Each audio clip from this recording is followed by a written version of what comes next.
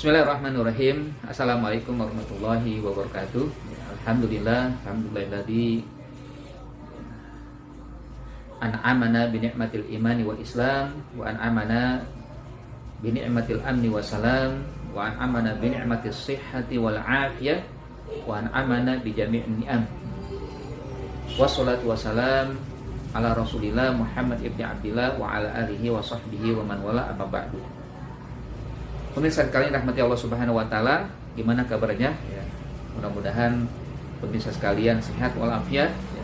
Mudah-mudahan kita semua nantiasa diberikan iman dan Islam, ya, diistiqomahkan dalam jalan iman dan Islam, dan mudah-mudahan juga kita selalu diberikan kehidupan yang tentram dan damai, lalu juga diberikan jalan hidup yang sesuai dengan syariat Allah Subhanahu wa taala, syariat Rasulullah sallallahu alaihi wasallam. Marilah kita bersyukur kepada Allah, memuji dengan mengucapkan subhanallah walhamdulillah wala ilaha illallah wallahu akbar. Karena dengan itulah niscaya kita akan mendapatkan kemuliaan, niscaya kita akan mendapatkan derajat setelah kita diberikan kemuliaan berupa iman dan Islam. La in syakartum la azidannakum wa la in kafartum inna azabi lasyadid.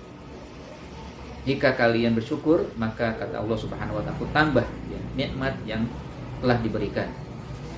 Namun jika kalian mengingkari, ya, tidak mau mensyukuri, maka ketahuilah bahwa azab Allah Subhanahu wa taala sangat pedih. Salawat dan salam, ya, tidak lupa kita sampaikan kepada Nabi kita Muhammad sallallahu alaihi wasallam. Salawat yang hakikatnya bukanlah kebutuhan Nabi Muhammad, ya. Bukanlah dengan salawat kita Nabi SAW terangkat, ya, kemuliaannya, atau terangkat jiwanya, atau terangkat namanya, tidak. Karena Allah Subhanahu wa taala mengangkat dia. Allah telah menjadikan dia seorang yang mulia, maqaman mahmuda, kedudukan yang mulia. Tapi ketika kita bersalawat kepadanya adalah karena kita meneladani apa yang telah dilakukan oleh Allah Subhanahu wa taala dan juga para malaikat. Dalam ayat Allah Subhanahu wa taala mengatakan, innallaha wa malaikatahu yusholluna 'alan nabi. Sesungguhnya Allah dan malaikat bersalawat kepada Nabi. Kalaulah Allah bersalawat, kalaulah malaikat bersalawat, Allah Maha Zat, ya, Maha Pemilik Zat yang mulia, ya. Malaikat adalah makhluk yang mulia. Tentunya, ya, tidaklah menjadi berarti bagi kita salawat kita kepada Nabi SAW kecuali kembali kepada kita.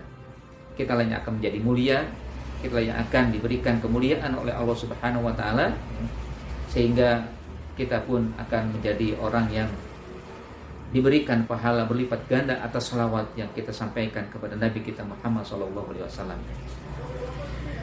Pemirsa sekalian rahmati Allah Subhanahu wa taala, ya. Pada kesempatan yang mulia ini kembali saya akan menyampaikan tentang pembahasan Abjadiyah Amaliyah Ramadan. Ini saya perlihatkan lagi bukunya, ya, agar lebih jelas itu kan, buku yang pernah saya susun, ya, yang terjemahkan dulu, ya, dari bahasa Arab sebenarnya, ya, lalu saya tambah dengan bagian-bagian yang perlu ditambah, ya, yang bisa memperjelas bahasan-bahasan yang akan kita bahas, ya. Dan pada kesempatan yang mulia ini saya akan melanjutkan tentang huruf yang ada dalam hijaiyah yang menjadi panduan dalam amal ibadah kita di bulan Ramadan. Huruf apa itu? Yaitu huruf zai. Yang mana huruf zai ini ada di urutan ke-11. Nah, huruf zai ini adalah huruf pertama dari kata zakat. Berarti, ya, huruf pertama dari kata zakat, ya, menunaikan zakat, ya, atau zakat yang telah ditetapkan dan diwajibkan oleh Allah Subhanahu wa taala kepada, ya, kaum muslimin. Nah, zakat ini, ya, ada merupakan perintah yang ada di rukun Islam yang 5. Bahkan di urutan ketiga, ya. Setelah Allah memerintahkan bagi orang yang beriman bersyahadah, ya, lalu juga menunaikan sholat, lalu membayar zakat. Ya, tentunya zakat ini secara khusus diperintah oleh orang yang memiliki harta kecukupan sesuai dengan haul dan nisab untuk dikeluarkan. Makna zakat itu kan ikhrajul mal wa i'ta'uhu limustahiqihi. Bahwa zakat itu artinya mengeluarkan harta lalu diberikan kepada yang berhak, ya. Yang mana yang hak ini ada ditentukan lagi oleh Allah Subhanahu wa taala, yaitu 8 asnaf, 8 golongan. Bisa dilihat di surat At-Taubah. Lalu juga tujuan zakat adalah Allah sampaikan juga dalam surat At-Taubah, ya. Dalam ayatnya disebutkan khudh min amwalihim shadaqatan tutahhiruhum wa tuzakkihim biha. Ambillah zakat dari mereka, ya. Tujuannya adalah untuk mensucikan harta mereka, mensucikan jiwa orang-orang yang membayar zakat, lalu juga doakanlah mereka dengan yang baik-baik.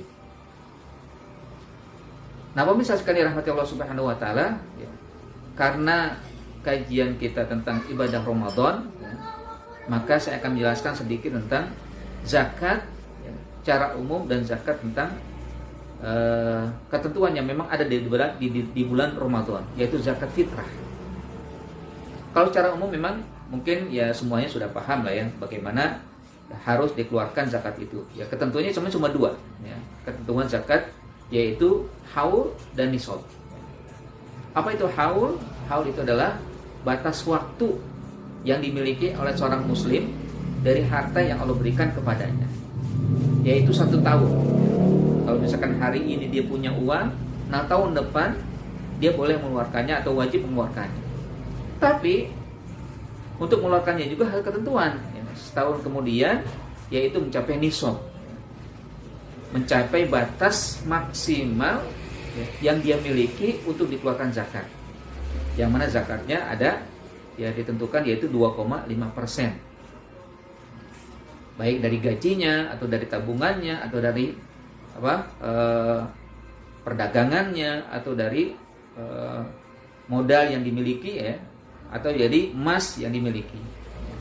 Nanti ketentuan-ketentuan itu memang ada yang untuk lebih jelasnya nanti bisa dibahas pada masalah zakat harta atau zakat perdagangan dan zakat yang lain. Namun yang saya akan jelaskan di sini sebagai bagian dari pembahasan tentang ibadah Ramadan, ya, yang memang tidak diwajibkan kecuali di bulan Ramadan saja, yaitu zakatul fitr, atau yang dikenal dengan zakat fitrah, ya. Zakat dengan ya ketentuan yang dikeluarkan pada bulan Ramadan, dan ini ketentuannya bukan pada orang yang memiliki harta saja atau orang yang berkecukupan, tapi semua orang selama dia hidup di bulan Ramadan sampai akhir bulan Ramadan maka diwajibkan untuk mengeluarkan zakat fitrah. Yang mana di antara tujuan zakat fitrah adalah bagaimana juga disebutkan oleh Nabi SAW, zakatul fitr, ya, tuhratan lis-shaim wa tu'matan lil masakin. Bahwa zakat fitrah bertujuan untuk membersihkan bagi orang yang berpuasa, ya, dan memberi makan kepada orang-orang miskin.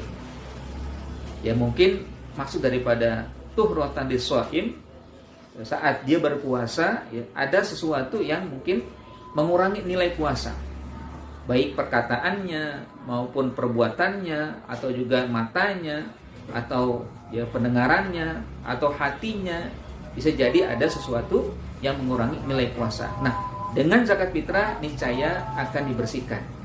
Ya berharap tentunya Allah menerima amal ibadah yang kita lakukan, dan juga termasuk zakat fitrah yang mampu membersihkan dari kotoran-kotoran atau polutan-polutan yang ada dalam ibadah, yang ya namanya juga manusia, ya, kita semua tidak lepas dari salah dan juga alfa.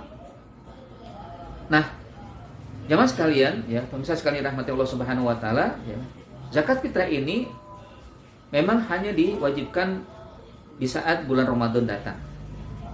Mulai dari awal bulan Ramadan sampai nanti menjelang pelaksanaan sholat Idul Fitri.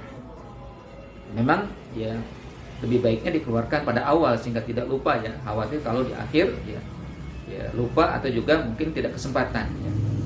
Tapi dipersilakan memang sejak awal sampai akhir, ya bisa dikeluarkan sesuai dengan makanan yang telah ditetapkan.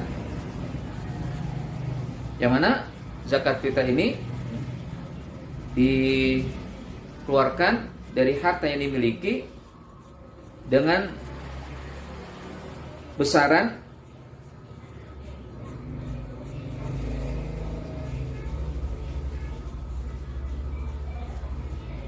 misalkan ya 2,5 kilogram beras atau 3,5 liter beras.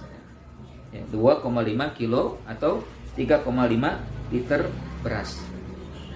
Atau gandum atau bahan pokok yang ada di kehidupan seorang muslim ya di mana dia tinggal ya. Nah, misalkan ya, kalau misalkan harga beras pada hari ini 10.000 ya, per liter ya, maka dia wajib mengeluarkannya 35.000 rupiah. Apakah dia mau membelikan beras itulah diberikan kepada fakir miskin atau dia memberikan harga uang seharga beras yang tadi harusnya dikeluarkan. Silakan ya.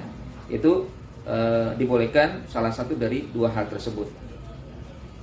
Atau juga dengan ya makan pokok yang memang dia ya makan pada ya, kehidupan sehari-hari. Nah, pemirsa sekalian ya, bahwa memang zakat fitrah ini ketentuan-ketentuan yang memang diperintahkan oleh Allah Subhanahu wa taala ya. Di antara hukum ya, yang bisa diterapkan adalah bahwa wajib ya atas setiap muslim ya, untuk mengeluarkan zakat fitrah ya. Termasuk anggota keluarga berupa anak, istri, dan pembantu atau orang yang berada di bawah tanggungannya. Ya, itu yang pertama yang harus kita pahami ya tentang hukum zakat fitrah. Yang kedua, pembantu memiliki kewajiban berzakat atas dirinya sendiri, namun disunahkan bagi orang yang mempekerjakannya membayarkannya. Ya, kan dia mungkin tidak memiliki kemampuan ya, bahkan mungkin dia berhak untuk mendapatkan. Tapi dia juga punya kewajiban untuk mengeluarkan zakat fitrah itu. Besarnya zakat fitrah adalah suatu sok ya, makanan pokok atau makan pokok suatu negeri seperti tamar, syair, bur, beras, ya, zurrah, jagung dan sebagainya. Nah, anak yang masih dalam kandungan tidak diwajibkan dikeluarkan zakat, namun disunahkan saja. Kalau dalam kandungan ya sebenarnya dia belum keluar ke muka bumi ya, maka tidak diwajibkan. Ya. Tapi sunnah kalau misalkan orang tua mau membayarkannya, tidak wajib. Nah, sunnahnya didistribusikan langsung kepada orang-orang miskin di daerah tempat muzaki tinggal dan tidak memindahkannya ke daerah lain. Kan istilahnya al-akrob ya, tetangga dekat yang dia tahu bahwa ada tetangganya yang memang membutuhkan uluran tangan ya. Ya berikan aja kepada dia, jangan diberikan kepada yang jauh ya. Kalaupun sudah selesai yang di dekat, boleh juga kepada yang jauh. Tapi lebih utama adalah yang terdekat dulu. Dan boleh mengeluarkannya ya 1 atau 2 hari sebelum Idul Fitri atau pada malam apakah ke-28, ke-29.